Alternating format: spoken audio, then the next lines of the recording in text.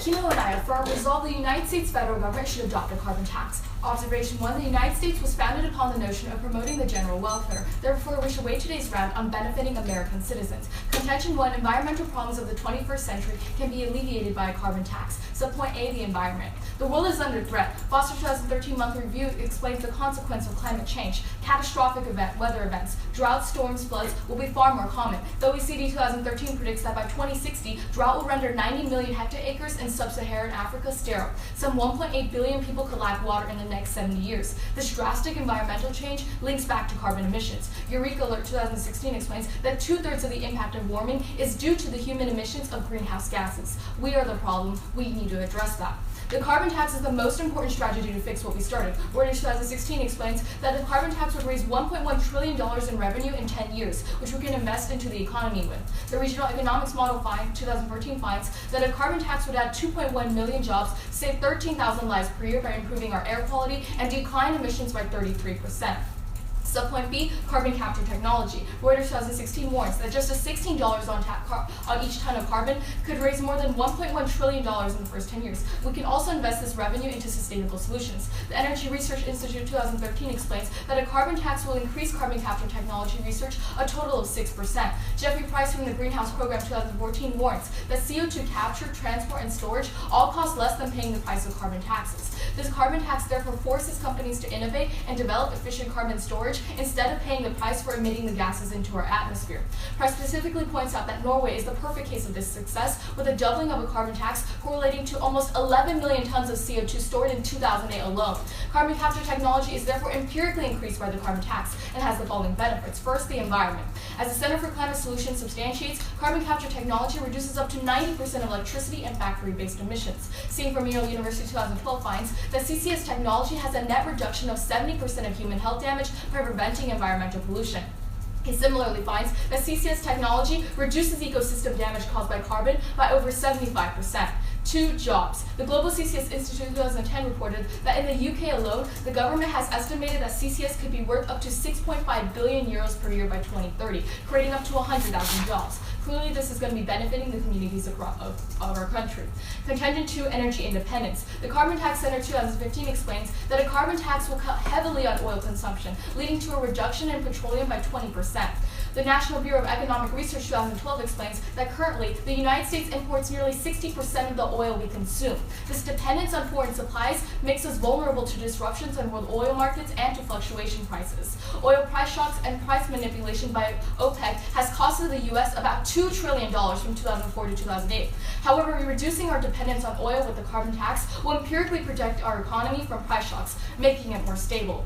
Contention 3, multilateralism. The United States passing a carbon tax will encourage collective action from other countries to follow suit, thus resulting in a multilateral effort to reduce carbon worldwide. According to a survey by NYU School of Law 2016, 82% of 400 economists agreed that by implementing climate policies, the U.S. could strategically induce other countries to cut their carbon pollution. The Guardian 2015 cites Elon Musk, who states that the widespread introduction of a carbon tax could halve the time it takes the world to transition to clean energy and make a huge difference to climate change. We could see a transition to clean energy that has a 15 to 20-year time frame. For all of these reasons, Kimo and I are therefore very proud to affirm.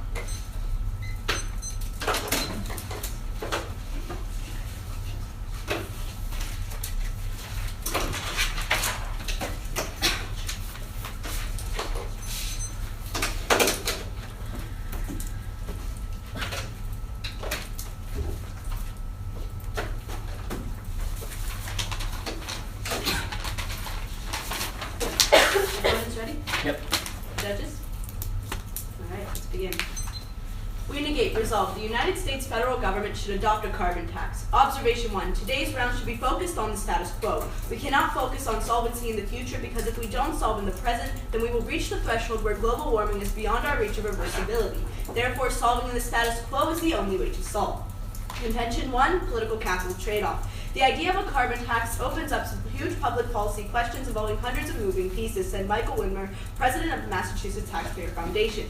It will take a lot of time and a lot of debate to convince people. Because of this, the implementation of a carbon tax would require large amounts of political capital, according to the Center for Climate Change, Economics, and Policy. This is important because a carbon tax will be ineffective on its own. Sebastian Roche and John M. Riley of the MIT Global Change Institute predict that with the carbon tax in place, U.S. greenhouse gas emissions may start declining, but emissions would eventually stall. Despite the growing carbon tax, and the U.S. wouldn't get anywhere near the 80% cut by 2050 that the White House has envisioned. This is because a carbon tax alone isn't enough to drive deep reductions, as indicated by Mark Muir of the Brookings Institute. Thus, in order for a carbon tax to be effective, additional proposals and bills would have to be added on to the original carbon tax, which would not be possible given the already existing controversy over the plan. Contention 2 is less oil dependence. The Congressional Budget Office explains in 2014 that a U.S. carbon tax would reduce the use of carbon in the United States. This process in turn would reduce the United States' demand for foreign oil, in turn causing the price of oil in other countries to decline. This means 3 things will happen. First, the CBO furthers that by decreasing the price of fuel internationally will increase the use of fuel in those countries, which in turn raises their emissions. John Hasler of the National Bureau of Economic Research finds that this effect would be a perfect leakage. So even if the affirmative team proves reduction of emissions in the U.S., emissions abroad will only increase. Second, increasing investment in alternative energy. Henry Lee of the Harvard Global Environmental Policy Project explains that a carbon tax would encourage innovation in alternative energy fields. However, despite good, Ian Perry of Stanford finds the implementation of a carbon tax promotes the expansion of nuclear energy investment.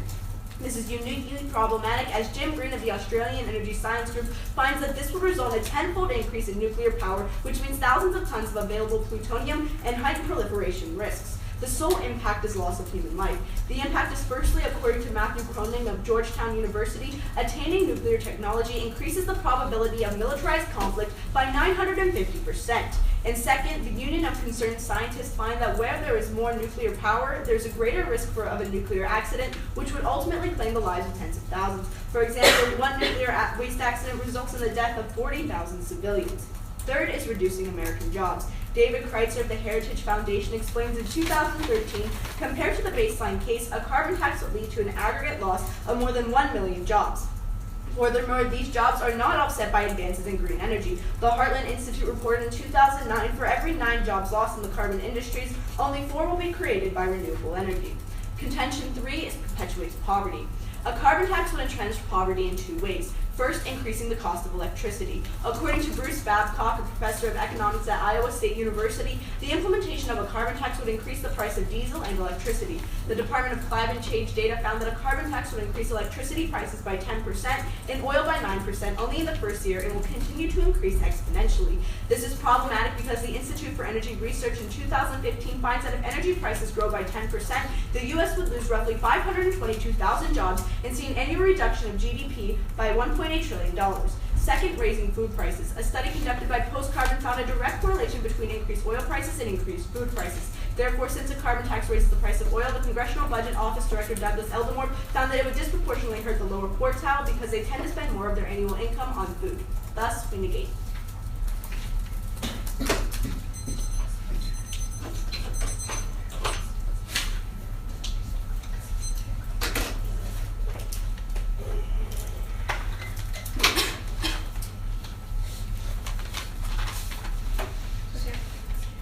Judges, ready?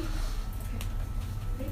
Okay, may I have your first question? Sure. So specifically going over your first observation about how we have to prove total solvency of climate change, you do realize that this tipping point doesn't actually exist, according to the 2015 University of Southampton. Like, there's not even a scientific consensus over whether a tipping point actually exists. So, I mean, how do you have to conclude that we have to completely solve for climate change now? Well, we don't. Okay, we show you that we have to have some solvency in the status quo. We actually bring it up more in rebuttal. There is a tipping point in 2017 in the sense that if we are not reducing our emissions by then, if we're not having solvency by then we reach the point of reversibility. But all these scientific experts disagree whether 2017 is actually scientific experts. I mean, go to the 2015 University of Southampton, go to 2009 study from IPCC. There is no conclusive evidence that says 2017 is irreversible climate change.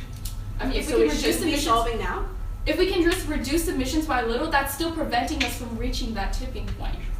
So we don't have to prove total solvency. I mean, that's really, there's no scientific consensus over 2017. Okay, can I ask a question? Yeah. All right, so when talking about carbon capture, how much does this cost to implement these facilities? Carbon capture is actually very affordable already. I mean, the technology already exists, and we tell you that we incentivize it with the carbon tax because so it's cheaper to store the capture.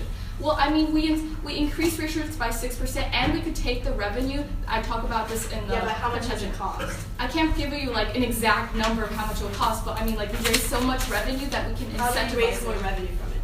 We would raise revenue from the carbon tax. We bring up the Reuters 2016 evidence. Okay. So you raise the carbon tax, which increases revenue? Yes, instituting the carbon tax will raise us revenue. So then where does carbon capture come into that? Carbon capture, we can take the revenue we make from a carbon tax to subsidize carbon capture. Now, may I have my question? Okay, yeah, go ahead. Yeah, so specifically going over your contention about carbon leakage. Right. So you talk about how carbon will just increase emissions, but according to like a lot of studies, even if you reduce emissions by 10%, you really only see a leakage of 1 to 3%. So how do you outweigh with an increase of emissions? Because that doesn't happen.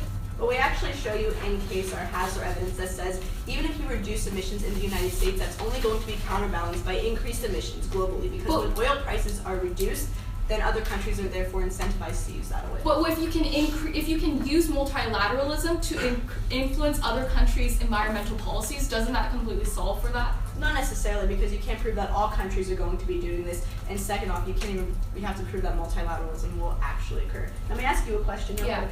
Going back to this idea of carbon capture, so who's to say that we're going to be using that revenue to put it towards funding carbon capture? We can't guarantee that that's going to happen, right? But we empirically incentivize it already because, I mean, it's already more affordable for companies to engage in carbon capture rather than pay the carbon tax. Okay.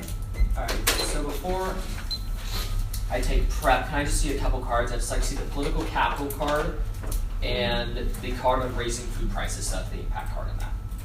Okay. And the 950% militarism. So just those three cards. They're all Alright, so political capital, increasing food prices, and 950%. militarism, yes. Okay. No, Polytechnic. Yeah. Oh, thank God.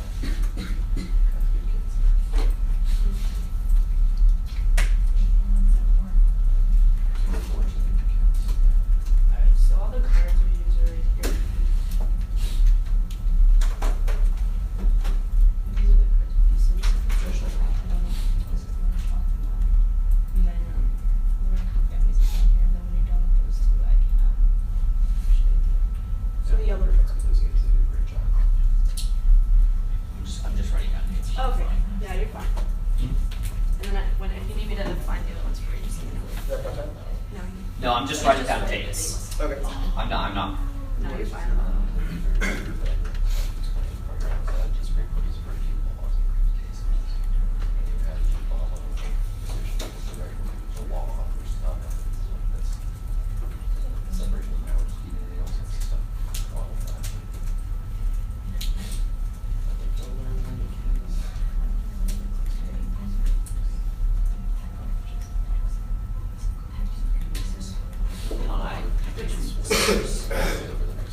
Oh, the institution.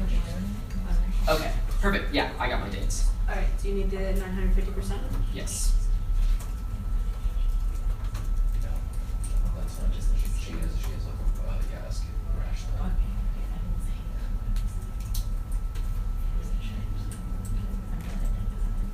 That's what doesn't know how to get in trouble. And Kiko, can you bring up the 950% one? He'll show you the 950. Did you get the food prices one that you remember? Yes. Alright, pull up the 950%.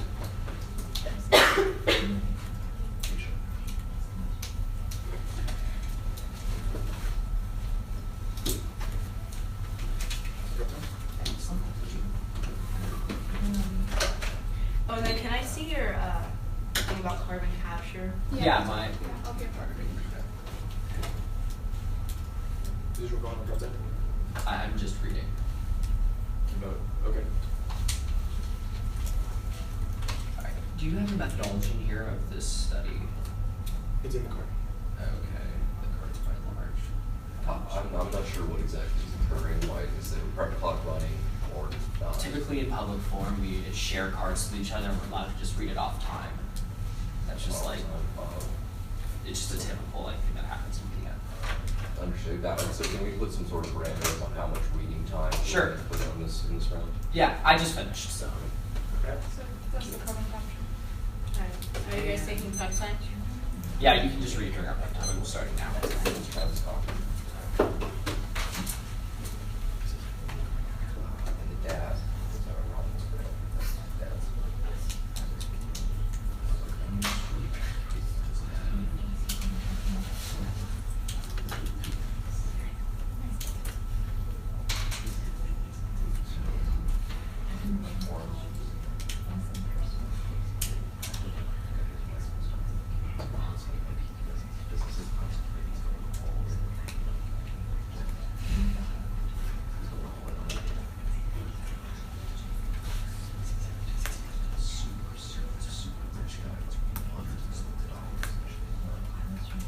Is this what you read in case, or is this the actual card? What do you mean? Is this the actual card, or what you read in case?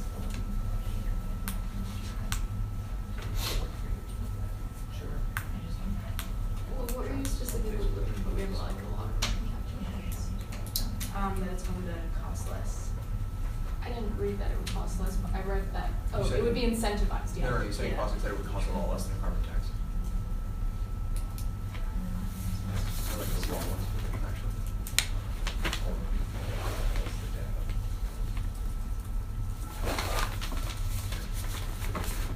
All right. Prep time's done.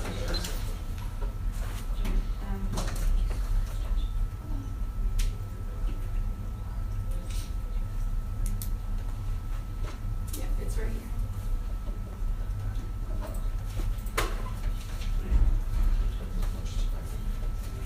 Reading this speech to it's very long and long of this.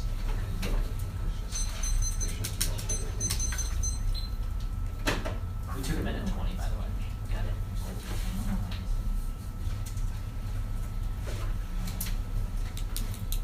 there are still many places in this country where there are less speech. You can start your speech. Okay. That's intentional. Yes, that's just if they don't have to close their sites. No one has access to it. Alright, thank you.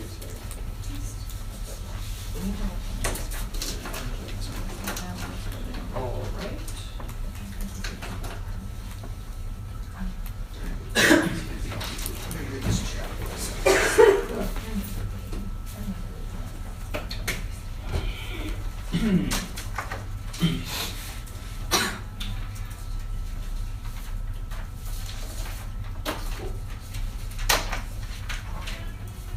Judge ready. Opponent ready? Alright, ready?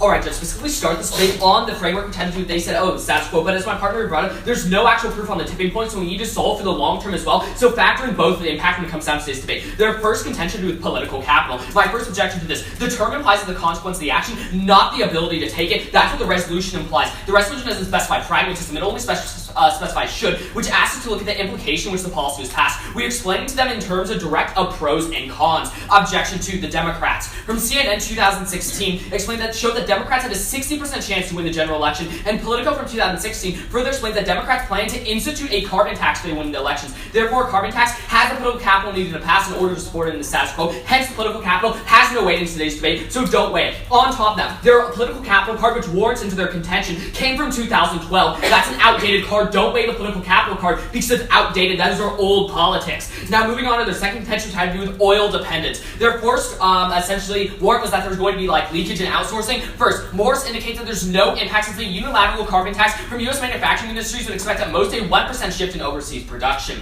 Objection 2. Turn this argument, because even if they convince you this happens, comparative advantage actually leads to benefits and employment in the long term, since more jobs will be created because the companies specialize in what they're effective at. Therefore, turn that argument against them on the economy. Now, they specifically talk about renewable energy being bad. My first objection to that, we outweigh cross-lighting harms. My partner outlined in the 1 and C when she went over how the environment is changing specifically. Environmental damage to the global world outweighs rare earth. Objection 2. We are already producing synthetic rare earth minerals. A lot of the, for instance, what they read specifically on it is that there's going to be problems with like rare earth minerals, something like that. But that isn't a way in today's debate. On top of that, they bring up nuclear proliferation. Don't weigh that specifically because objection 1, no empirical evidence. It hasn't happened in Iran, Iraq, or any other nation has nuclear power. Meltdowns occur because of environmental actions. So turn this against them because since we help solve for the environment, we actually decrease nuclear accidents. So in the long term, that should actually be turned against them. Objection 2. The Brookings Institute explains that even if a terrorist were to attack a facility based on international standards, if you'd have to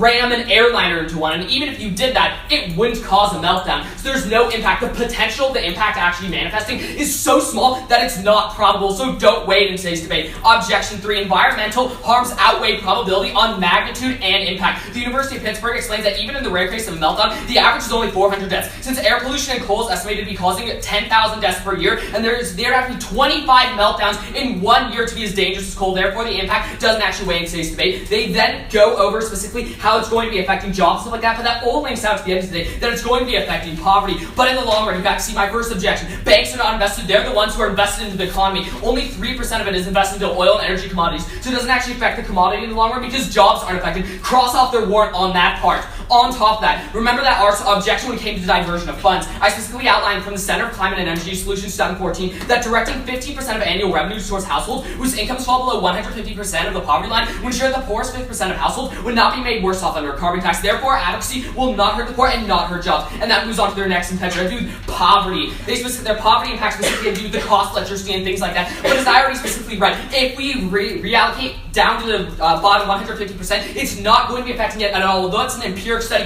it accounts for energy sources going up. So the impact doesn't actually manifest because we reallocate the money we're making from the carbon tax. Objection 2, cross-flyer carbon capture technology card. Remember that Yale University 2012 explained that there's a net reduction of 70% in human health damage. So it actually benefits the poor because they're not having to pay as much in, like, for instance, healthcare costs. So those healthcare costs at the end of the day offset the fact that electricity is going to be increasing in cost. On top of that, cross-fly, what we talked about in carbon capture technology, creating jobs, 100,000 jobs will be created from this at the end of the day. So it doesn't actually affect. On top of that, they brought up their carbon food prices. That comes from the Institute of Energy, which was funded by the Koch brothers, and in the long run isn't a credible card because it's funded by lobbyists who have an perverse incentive to affect the study. For these reasons, I urge an affirmative ballot.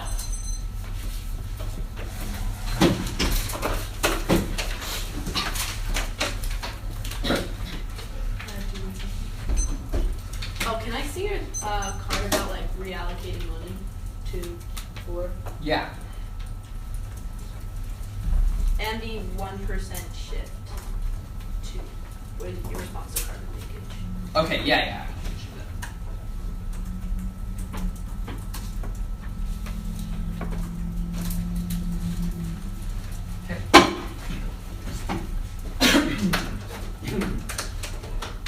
This is going to be the first one from the Center for Climate and Energy. Which one is this? Oh. This is the 15% one.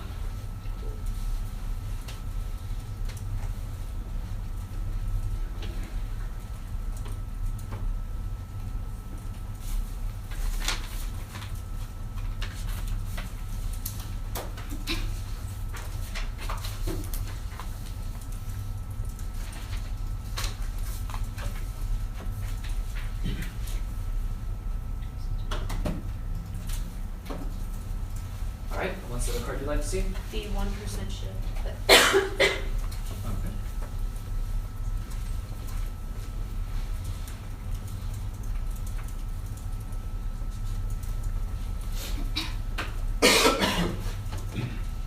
This is the tagline up here, and this is the card down here.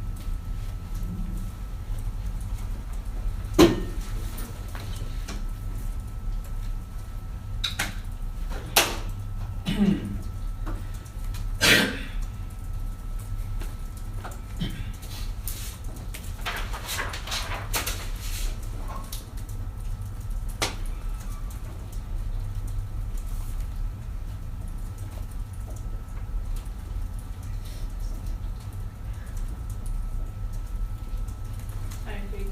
And then we'll start.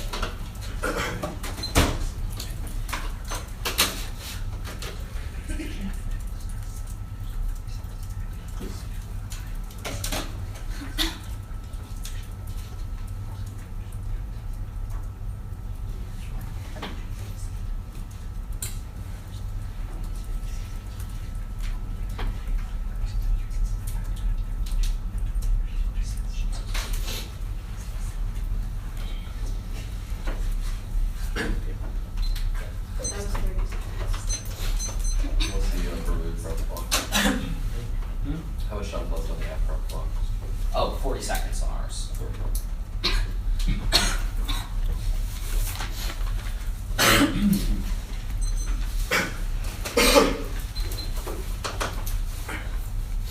ready? Alright, let's begin. Today's round, we should be evaluating framework. Our opponents say that the American citizens' lives are the most important in today's round. Well, we agree, but to save American citizens' lives, we must look to the global emissions, because global emissions evaluate every life in the every life in the globe, right? But now let's look to our framework. We're basically telling you that all the impacts in the affirmative have to come before 2017. Now, we're not saying that they have to solve for global warming by 2017, but 2017 happens to be the first tipping point, although they say that there are no numeric value of tipping points. 2017 is the first one. So if we don't have any numerical value, no impacts before 2017, then we are missing a tipping point, which only hurts the environment even more. So impacts have to be seen before 2017. Now let's move on to the first contention, right? There's some point A is talking about decreased emissions. In the meta-analysis of 20 studies and 42 observations by Adam Rose indicates that the carbon taxation can lead to a rebound effect, in which even if the use of alternative energy does go up, the companies just use fossil fuels in a different part of manufacturing process, so they still have a rebound effect of 20%, which means you turn this contention against it. Not only, but you turn it once again because Thomas Hempel from the American Enterprise Institute finds that the U.S. manufacturing system is heavily reliant on fossil fuels. Furthermore, he finds that the less international reliance on oil could jeopardize upward of 1.4 million jobs, with its impact over any other environmental impact. My opponents argue because it's impossible to think that the bigger picture in the environment when you have no jobs or do not have enough money to put food on the table. Essentially, before people can start caring, or the federal government starts caring about carbon emissions, there has to be a degree of economic stability. Not only, but they talk about job increase. That's simply not true, because on case we tell you that there will be a loss of 1 million jobs, and every 4 jobs created by the green tech industry, there's going to be 9 jobs lost. And unemployment in Germany and the EU empirically has gone from 5% to 7%.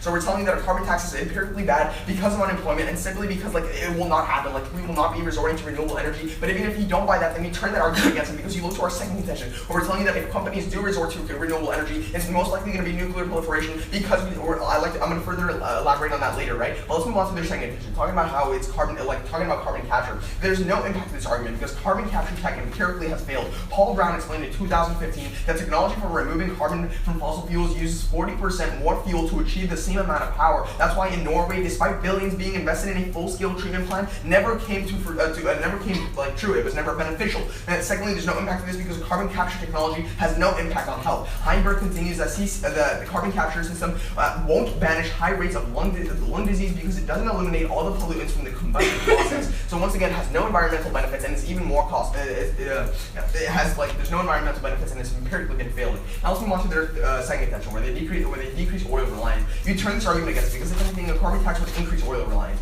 Roy Cordato from the North Carolina University says it is very unlikely that a carbon tax would increase dependence. It's very likely that a carbon tax would increase dependence on Middle Eastern oil, because oil refiners would reduce their use of most expensive oil, and Middle Eastern oil happens to be the least expensive. Not only, but if you don't buy that, then you turn that argument against it, because the CBO finds that decreasing U.S. demand decreases international oil prices, which stimulated more international oil usage, in turn hurting the environment even more. So first of all, we're telling you that it won't happen because we'll be more reliant on oil, and second of all, even if it does happen, it's just going to stimulate more other countries to use that oil, hurting the environment. I'll also move on to the third contention, talking about multilateralism. Kenneth Green from the Financial Post says that this simply will not happen. Multilateralism is not a thing, and they show you no empirical example of this happening. If they try to bring up EU and Canada, that is correlation, no causation. But second of all, if you don't buy that, you turn that argument against them, because even if multilateralism does happen, it only forces other countries to resort to renewable energy. But the reason why renewable energy is bad, we tell you that on multiple occasions, is because it's bad for the environment. I'd like to read cards about how solar energy is bad. You turn solar energy because it's more dangerous because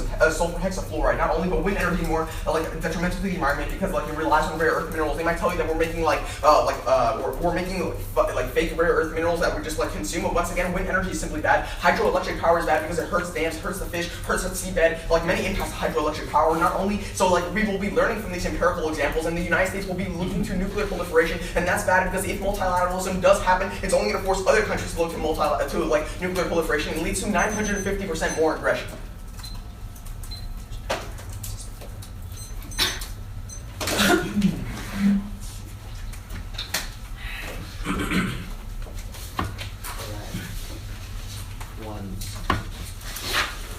Alright, you ready? Absolutely. You have the first question.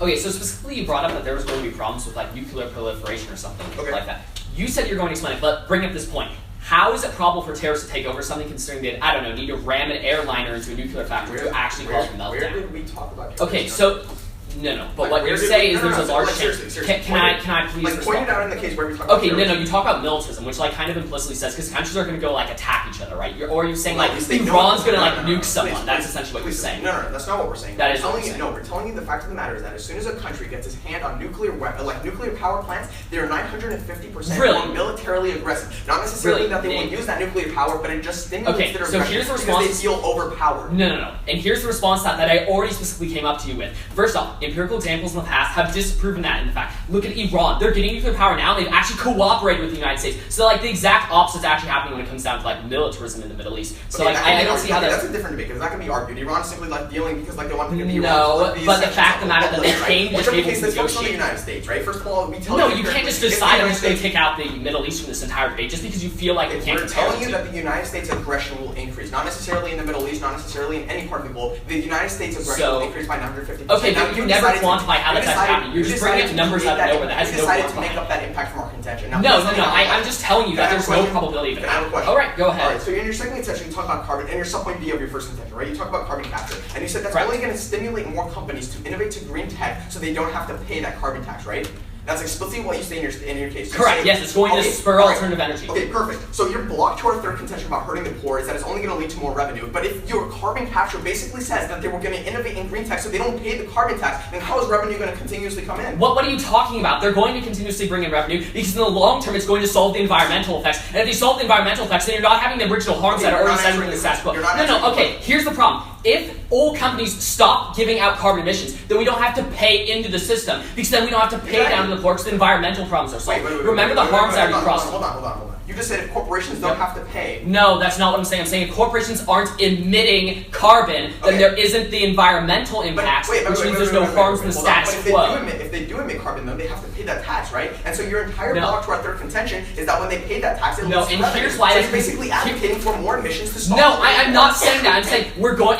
So even in your perfect world, we solve for the environment because then we're not paying into the environmental system because then they're not paying into their carbon tax. They're not emitting. But if they're not emitting, then the environment is But they're not- essentially So solved. corporations are not paying the carbon tax. Okay, no, I'm not saying that. I'm saying in your world where you say corporations aren't paying the carbon tax because they That's not stop what we're emitting. advocating. That's Okay, not what we're so advocating. go. That's what you said in your own case. No, You said that, you said okay. corporations are going to not pay the carbon tax because they lead to green tech, which captures No, their carbon. they're tax. okay. But if they capture I the carbon, just then there's explained less- to you Please why let that's me a finish. good thing. Please let me finish, all right? Stop All right. empowering me here. You're basically saying that corporations will capture this carbon, like the CO2, right? Therefore, not paying that carbon tax. Your entire case is based on the fundamental But thing then there's that there no will be more harms. revenue. There's literally no harms then.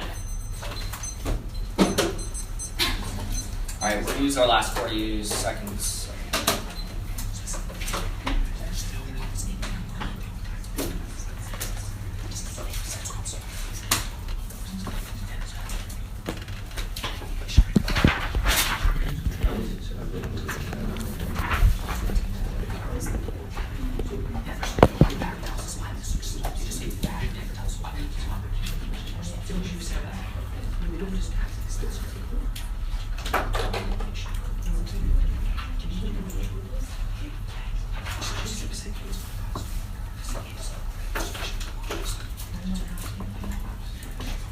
Do you mind if I read your case about carbon capture?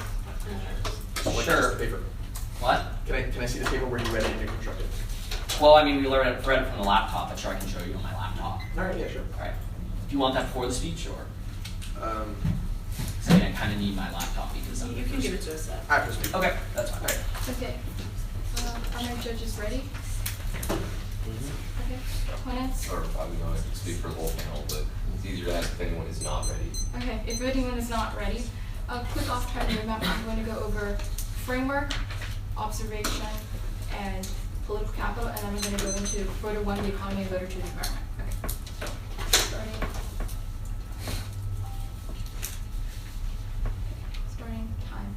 Now, specifically going over the framework, remember you're going to be weighing this debate on what benefits American citizens the most, because our government should work for our American citizens. That's how our policy making works. Now, going over the 2017 observation, first of all, this is completely non-true. IPC and University of Southampton both conclude that there is no scientific consensus of a tipping point. If we can reduce emissions, we will prevent any environmental damage in the future. Therefore, their 2017 argument doesn't flow through. They're going over specifically over their political capital. Remember what my partner tells you, that this this resolution specifies implications, not not whether we can do something. Furthermore, Democrats are most likely to be elected in the general election, and the Democrats are going to pass a revenue-neutral carbon tax. So therefore, in addition, all their 2012 evidence is simply outdated, so you drop political capital. Going over voted 1, the economy. We tell you about how specifically that the carbon tax will add 2.1 million jobs. This outweighs the heritage. There's 1 million job loss in any statistic. Now going over specifically how Reuters 2016 tells you that a carbon tax will raise $1.1 trillion in the first 10 years and help increase carbon capture technology. This is going to be empirically benefiting the poor. We tell you that specifically there are no empirical harms to the poor because in the end we allocate all those revenues into helping the poor to mitigate energy costs, and that's why we tell you that in the 2014 evidence that directing revenue ensures that the poor are not hurt,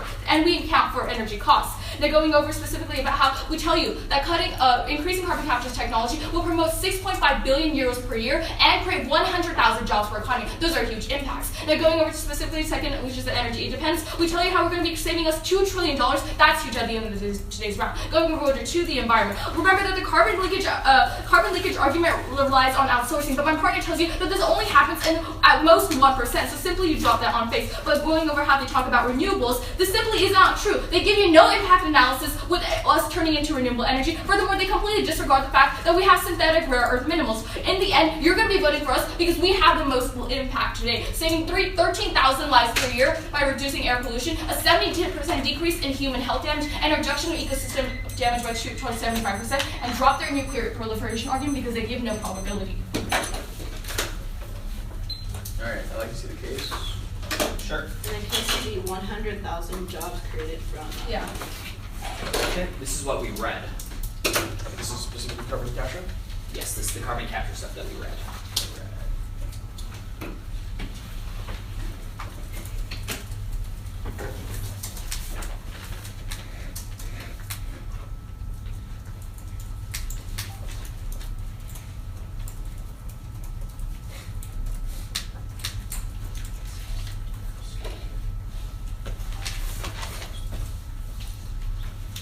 Alright, and then the other card that my partner wanted to see?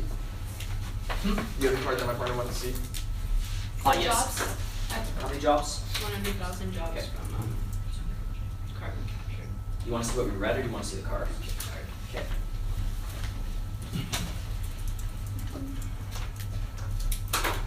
Okay. Sorry.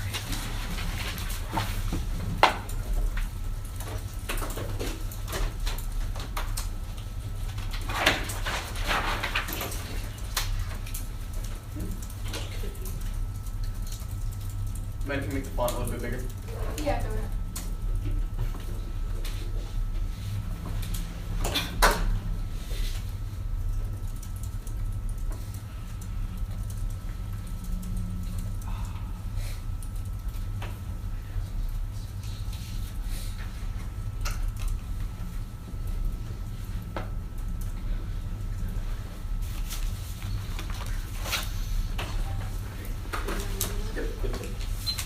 Alright, we'll take running track.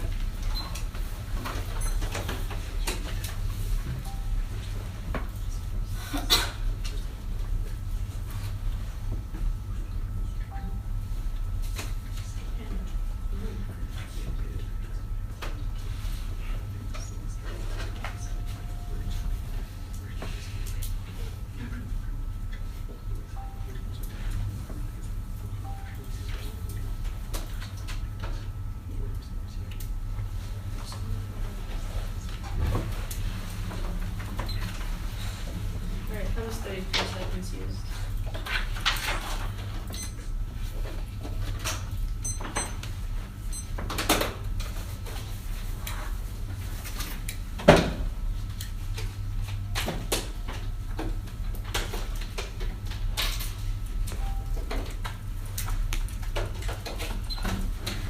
Alright, so the order is going to be framework, extensions on our side, and then turns we make on their case. So, is anybody not ready? So use the framework, then be negative. And then turns on that. Yeah. Everybody ready? Let's begin. So first on framework, our opponents say that that as long as they can show reduction in emissions, then they should be able to win the round. However, while we do show you that we have to show some kind of solvency by 2017, as the Global Post indicates that this is the first tipping point, even if you don't buy that, we're going to show you why they don't win on their framework as well. So first on political capital, their only refutation to this is that we say that a carbon tax won't be passed, but I don't think they understood what we're arguing. We agree that a carbon tax could get passed, but the problem is it's not going to be effective, and that the problem with that is that we won't be able to pass any legislation that could go with the carbon tax to actually make it work. So that's the issue with political capital there. Moving on to our second contention, where we talk about less oil dependence. Our first impact of this is this idea of like carbon leakage, and now their only response to that is that corporations are going to be the problem. That's not what we're arguing. We're telling you that with decreasing prices of oil internationally, that other countries are going to be using that oil, and Hasler shows you that there's going to be a perfect increase, a perfect leakage. So even if they show you emissions decreasing in the US, they're only going to raise globally. We're not talking about corporations there. Moving on to nuclear proliferation, now the only way, if we're not going to be looking at oil, we're going to be looking to other kinds of renewable energy. We show you why those are bad, and specifically nuclear energy, because it increases the probability of militarized conflict by 950%. We're showing you probability right there. And then our third impact is loss of jobs. We show you a loss of 1 million jobs, and for every 4 gained from renewable energy, there are 9 lost, and they never respond to that card there. So right there we're showing you that even if they are turning to renewable energy, it's not going to help.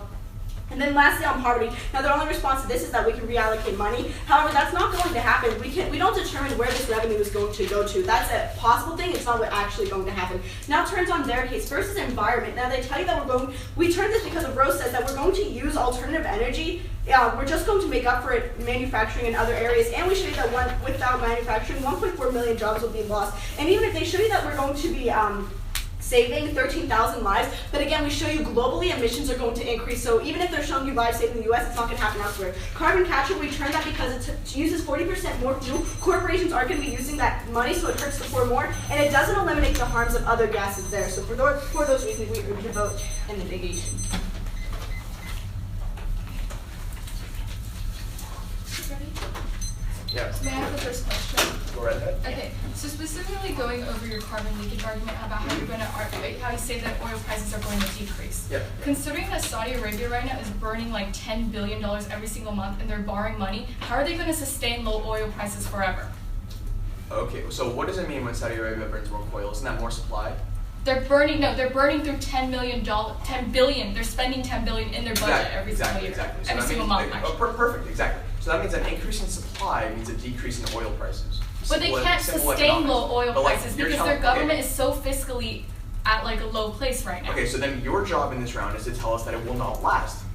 You can't just create a which is what we hypothetical just example told that We it won't. just In told fact, you that they don't have enough money to sustain. We just for told how you long? this won't How sustain long low will it oil not prices. last then? How many years will Okay, it continue? so let's do some basic math here. Wait, did you They bring have this up in any of 700 your speeches?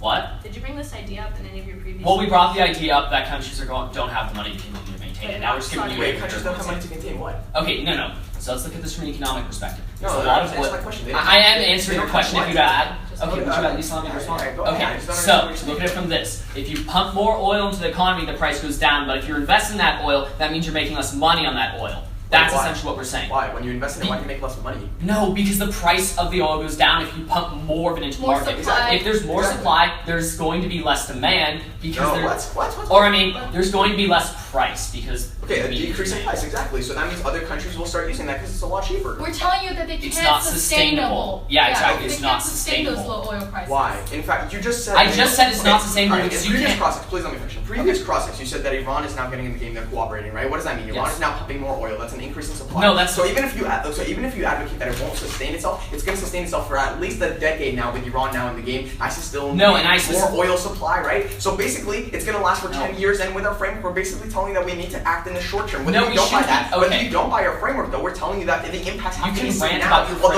Although we don't agree that it's like global warming must be solved by 2017, the impacts must be seen by 2017. Okay, yeah, let's talk about the framework now that you Alright, brought it up. So you perfect. specifically brought up that 2017 card. There is no empirical scientific evidence that 2017 will Alright. be a tipping year. Perfect. It's going to be a Okay. warm year, not a tipping year. Alright, so then let me ask you a question then. Sure. Why should the impacts be seen by 2017? Why We're shouldn't? telling you they shouldn't. Yeah, we're telling Why? you they shouldn't. So you're telling me that... No, okay, there should because The 2017 job is of not the the affirmative- tipping year. Okay, listen, the job of the affirmative, your side, is to tell us why a carbon tax is effective. And now Okay, you're telling and us that it shouldn't be effective No, by I'm telling you 2017. because we can solve the environment before, like, post 2017. When? You're saying like that's a tipping year, so we can't do When it after can we that. But I'm solve telling you, So you then can't. by when When? can we solve it? What? When can we solve it? With We the can carbon solve tax? it. Okay, specifically when I brought it up, it's going to be a overtime process. I talked to you like what? It's going to be like what 50 years or something when we go like bring it down to the math. You talked about Is in the that in previous the process. U.S. specifically? Okay, so if you remember what we talked about, when the U.S. does something, it works onto other countries beginning to do And something. that takes Perfect. 15 to Alright, 20 awesome. years. Wait, That's fine. did you extend that in summary though? Yes. Do you have anything you'd like cards you'd like to see? Okay. Use my last 10 seconds.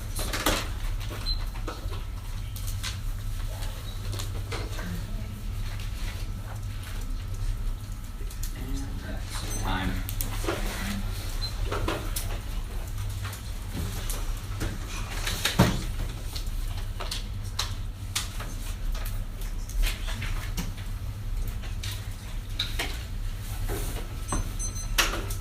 Guys, ready? John is ready. Oh, I'm specifically going to go off case then on case.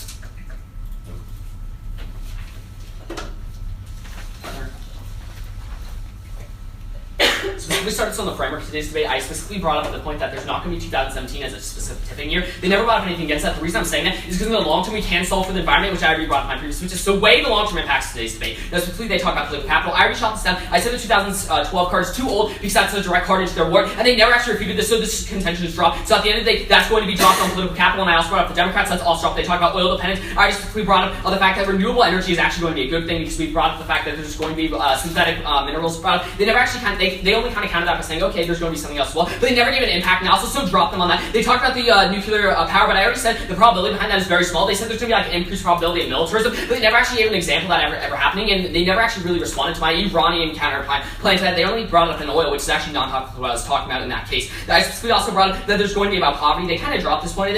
Remember, the cost of electricity is going to go down because of net neutral. They never actually really brought up net neutral when it came down to it, so that point is essentially dropped, which means at the end of the day, we're able to help the poor, which means it's not going to cost more electricity. It's not going to like raise food prices, and even at the end of the day, don't buy because they never actually talked about the Institute for Energy Research. They never brought up the point on the Koch brothers, so that's dropped as well. Now, also remember that they dropped our data card on oil, so that also flows on to the flow. Now, specifically, our first voters have to do with the economy. We talk about sustainable energy, and the carbon tax about 2.1 million jobs outweighs at the end of the day. We talked about the Rutgers would raise $1.1 trillion, which is reallocated back to the poor, which means net neutral, which means there isn't any poverty impact. We also talked about there's going to be energy independence and cutting our dependence on oil, which the United States will save $2 trillion from oil price shocks in the long term, which means we're going to win the economy contention. We talked about the environment specifically. We explained that carbon capture technology stores 1 million tons every year, and that there's going to be a reduction in ecosystem damage by 75%. Their only answer to this is it's not going to happen, but I show you it is going to happen. Okay, it doesn't solve for everything, but it's also part of it, so you have to weigh the part that is going to help, which is a 70% reduction in human health damage. We specifically also bring up that there's going to be 13,000 lives a year pass, and on top of that, we already kind of brought up in our summary speech how it's going to connect down to the rest of the world, because in the long term, those other countries are going to have to react to what the United States is doing, and that reaction will cause them to switch to alternative energies, and alternative energies are the only way we solve for the harms.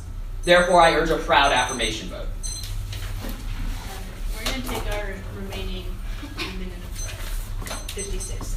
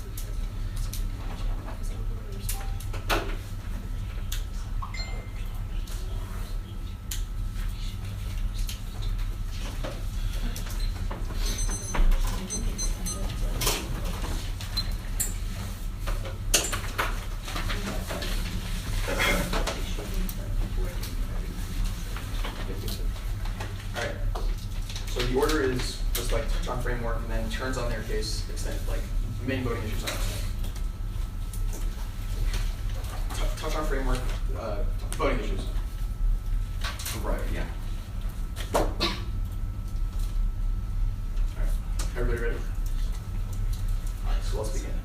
Today's round, the framework got a little bit messy, right? But we concede we should look into long-term and short-term impacts, right? Because that's like what a debate should be, long-term and short-term. Now let's move on to our first, to their first contention, talking about decreased emissions. Well, first of all, we provide you with 2 reasons why this is false, and you turn that argument against them, which should be a main voting issue in today's round. First of all, corporations have a rebound effect, which means 20% of their CO2 emissions are actually going to go to a different part of the manufacturing system, so it actually detriments the environment even more. They did not respond to that. Second of all, carbon perfect leakage means that as oil prices decrease internationally, other countries will use that oil, which hurts 13,000 lives, hurts 13,000 lives, right? So once again, that hurts the environment because other countries are going to use that. Now let's move on to their second contention, talking about carbon capture. Their entire environmental thing and how it benefits the poor is all based on revenue, right? But carbon capture basically stops corporations from paying that carbon tax, so there is no more revenue. That's basically what carbon capture is. They capture that carbon so it doesn't go in the air, so they don't have to pay that carbon tax. Well, first of all, carbon capture actually uses 40% more CO2 than carbon tax, so carbon capture is going to be more detrimental. This has gone unrefuted in today's round. Second of all, carbon capture does not advocate for any sort of revenue, so it actually hurts the poor. So you extend our third contention. Now let's move on to their second contention, talking about energy independence. Well, we're telling you that energy independence is actually bad because we resort to renewable energy. This goes on to our first contention, which is another main voting issue in today's round. Our first contention talks to you about when we resort to renewable energy, it's going to lead to nuclear proliferation. They tell you that we have rare earth minerals now, so we're going to need to wind, but they don't tell you 100% of U.S. energy is going to go to wind. We tell you solar energy is bad, which is going to be a majority of the U.S. energy. Everything else is bad, right? Hydroelectric is bad, so we're going to resort to nuclear proliferation. That's gone unattacked, which leads to 950% more aggression, not in the Middle East, but everywhere in the world. Now let's move on to our first concern about political capital and why that's a main voting issue in today's round. We're telling you that political capital will be based on the carbon tax, as of now, right? And it will not be effective. So if it's not effective and it needs something else for it to be effective, and that something else will not get passed because there is no more political capital, then in the status quo it will not be effective. Now the third main voting issue on our side is our third contention, talking about how it will hurt the poor. Their only refutation to that is that it leads to more revenue, but the carbon capture directly goes against that. First of all, and second of all, an increase in oil prices domestically just simply hurts the poor, and carbon capture directly refutes that. Thank you.